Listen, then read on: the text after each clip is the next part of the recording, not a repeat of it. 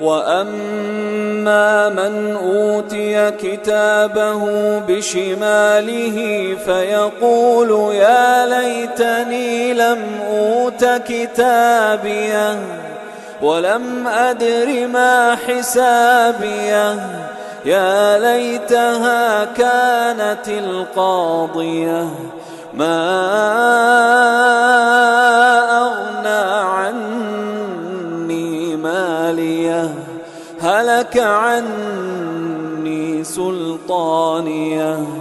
خذوه فغلوه